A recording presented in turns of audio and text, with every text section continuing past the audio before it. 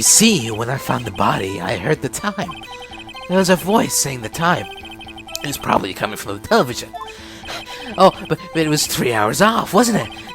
I guess the victim must have been watching a video of a tape program. That's why I thought it was 1 p.m.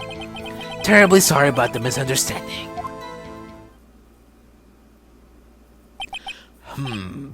I see. You heard a voice saying the time on a tape program.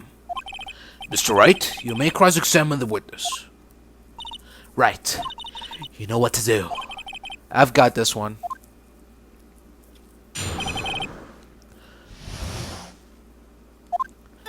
You see, when I found the body, I heard the time. Whoa. You said heard, not saw? Yes, heard. All I saw was the body lying there. I didn't think to look at anything else, least of all my watch. Isn't that a little strange? So you're saying you heard something, but if you were so shocked by the body, you wouldn't hear anything at all. Objection!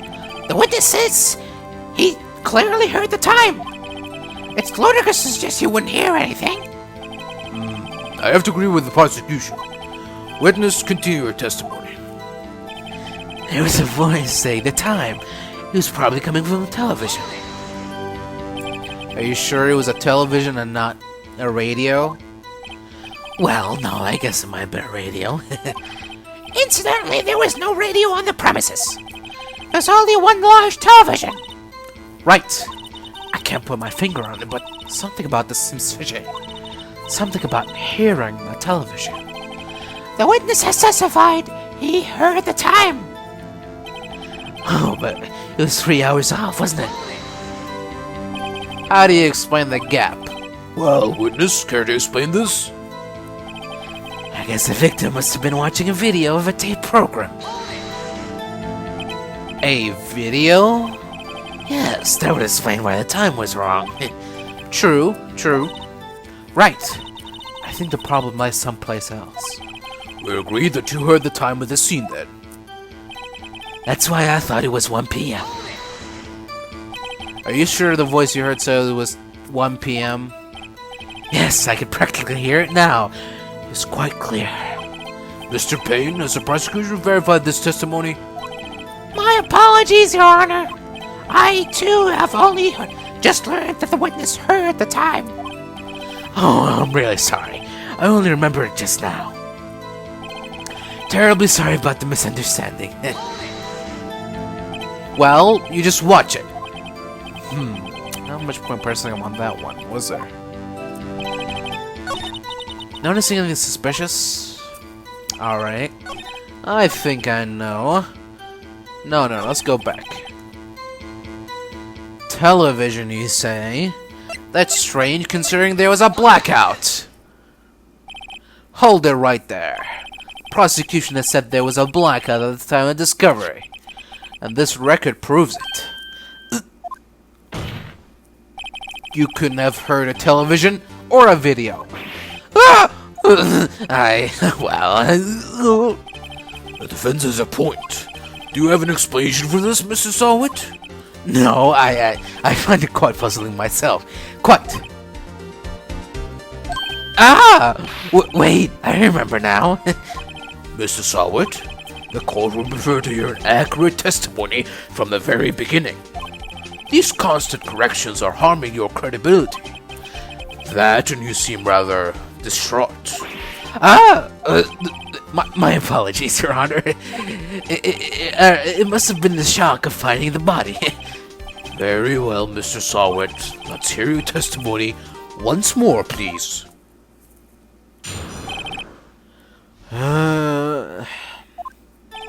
Actually, I didn't hear the time. I saw it. There was a table clock in the apartment, wasn't there? Yeah, the murder weapon. The killer used it to hit the victim. That must have been what I saw. You saw a clock. I guess that would explain it. The defense may cross-examine the witness. Gladly.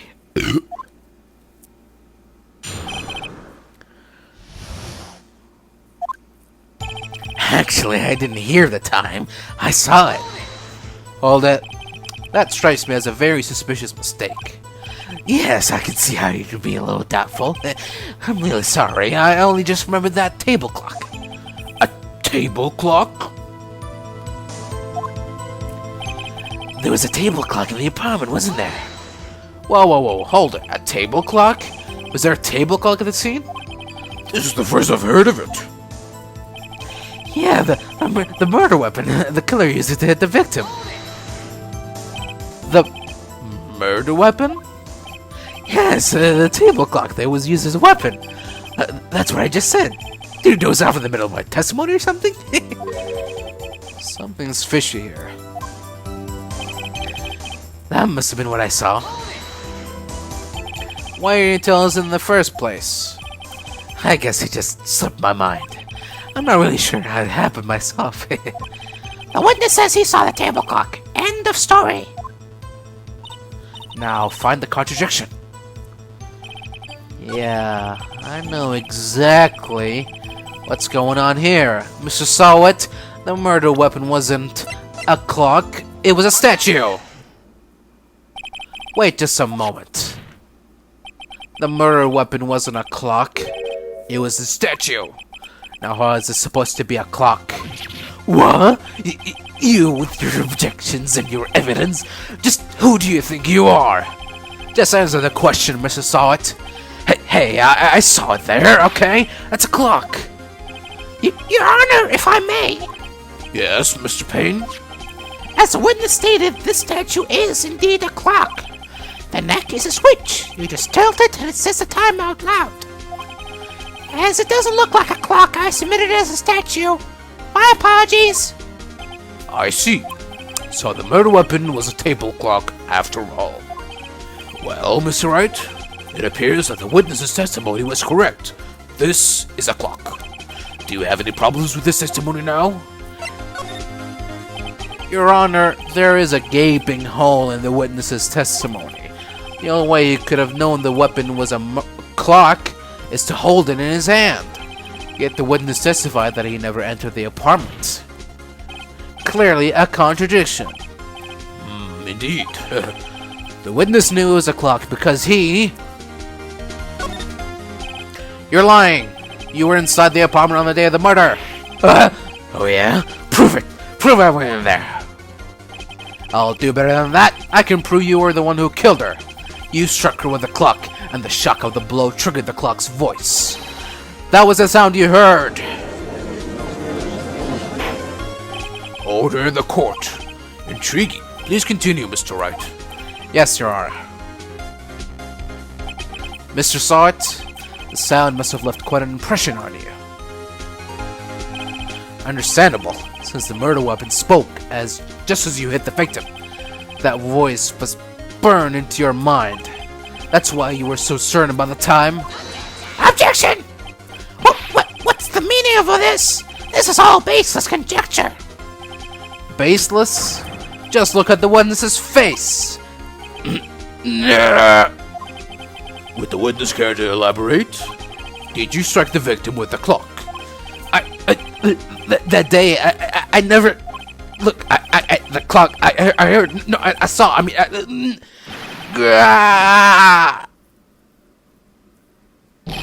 Shut up! I hate you. It was him, I tell you. I saw him. He killed her, and he should burn. Burn. Give him death. Order in the court, I say. Your Honor, a moment, please. There isn't a shred of evidence supporting the defense's claims. Mr. Wright, Your Honor? you claim the sound the witness heard came from the clock.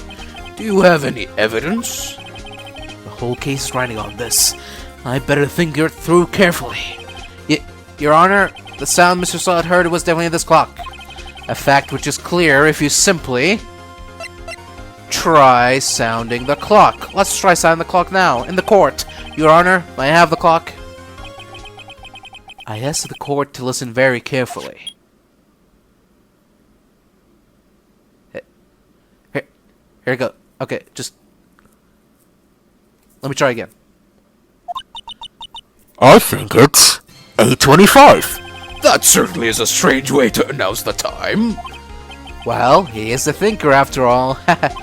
So, we've heard the clock. What are your conclusions, Mr. Wright? Mr. Payne, can you tell me what time it is now? It's 11:25. Ack! As you can see, this clock is exactly 3 hours slow. Precisely this discrepancy between what Mr. Sawit heard and the actual time of death. So, Mr. Sawit, try to talk your way out of this one. You forgot one thing. Uh-oh, what's he talking about now? Well, it may seem like that clock is running 3 hours slow. It proves nothing. How do you know who's running 3 hours slow on the day of the murder? If you can't prove that, you don't have a case. He's right. How am I gonna prove that? Damn it, I was so close. Mr. Wright, it seems you lack this critical evidence to support your claim. Yes, Your Honor. This means I cannot let you indict the witness. Unfortunately, this ends the cross-examination of Mr. Frank Sawit. I come all the way down here to testify. Look what happens. You treat me like a criminal. A criminal. Your lawyers are all slime. Grr, I almost had him. Sorry, Larry. I failed you. There's nothing I can do about her now. Not so fast, Mr. Sawit. Chief. Listen up, right? Don't throw this one away. Not like this. Think. But, Chief, it's over. I can't prove the clock was slow the day of the murder. Nobody can prove that. Well, yes. But that doesn't mean you can't still win. Try thinking out of the box. Don't waste time doubting the facts. Assume the clock was 3 hours slow and think it through. Ask yourself, why was the clock 3 hours slow? Figure out the reason, and you'll have your proof. Right? Right? Can you think of a reason as why the clock was 3 hours slow? Wait! Maybe I can prove it. You must have evidence somewhere that can prove it, right? Find it and let them have it. Well, Mr. Wright, you say the clock was already running slow on the day of the murder. Have you found evidence to support this claim? Of course. There is a piece of evidence in the court record that can prove my claim beyond a doubt. Ha! Tough words. Let's see you fill this one off.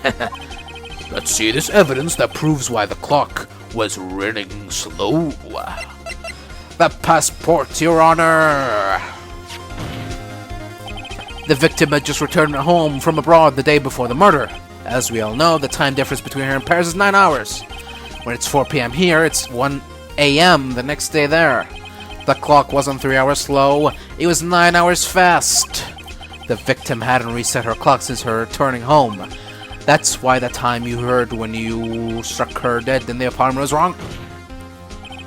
Proof enough for you, Mr. Sawit?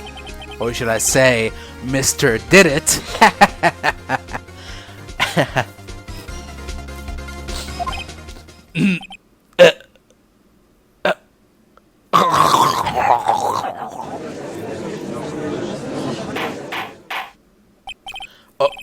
Order, I say.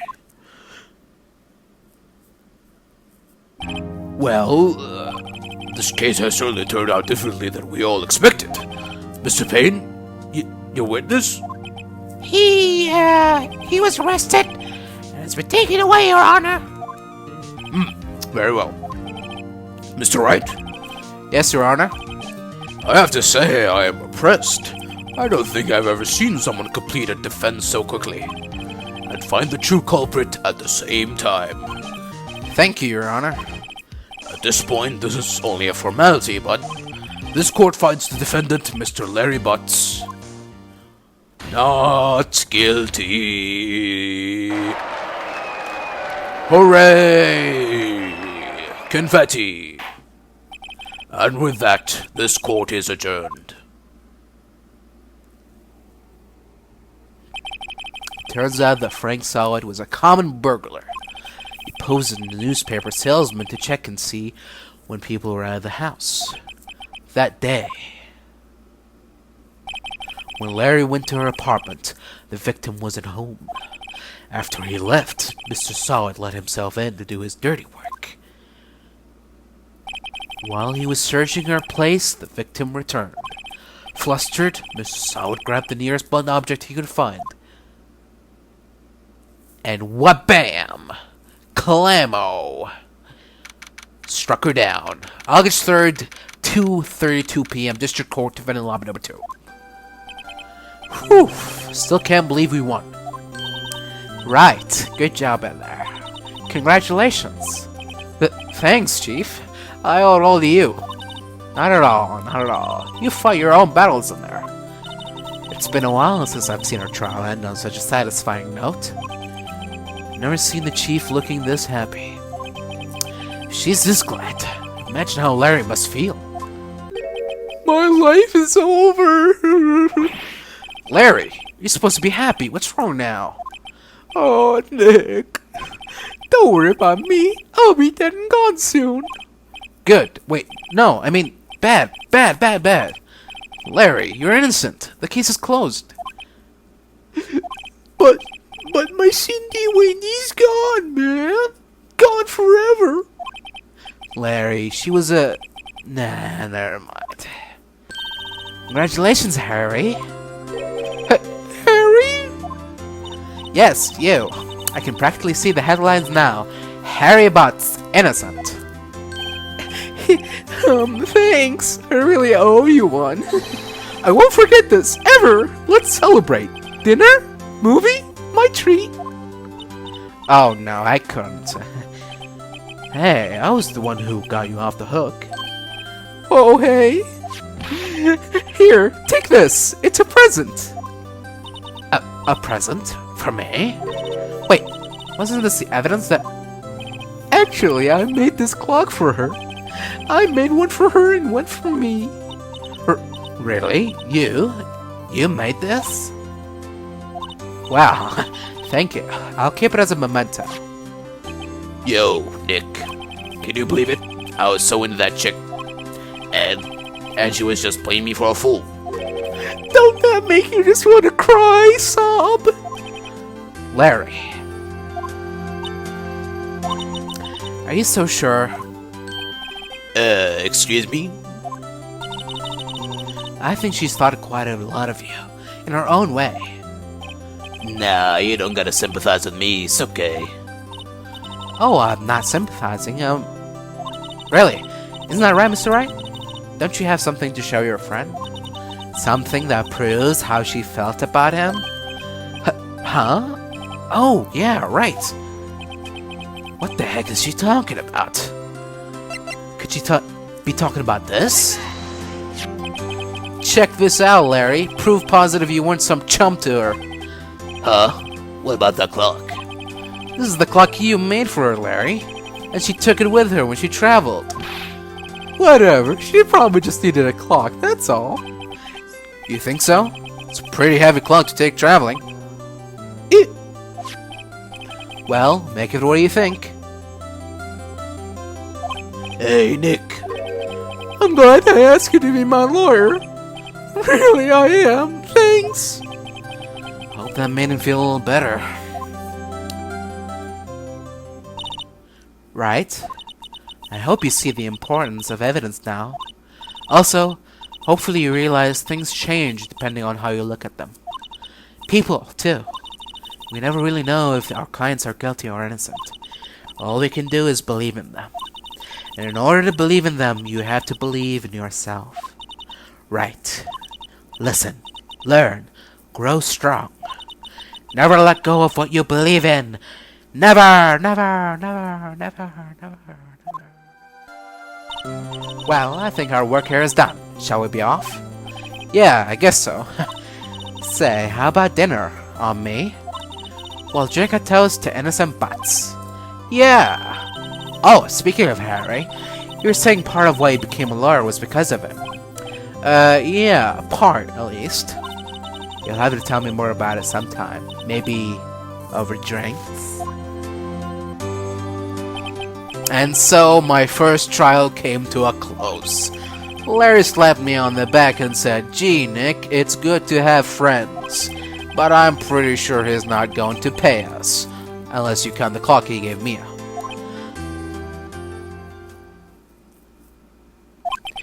I didn't know it then, but that clock was soon going to be at the center of another incident.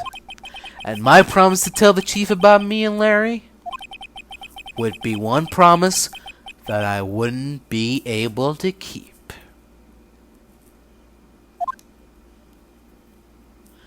The end.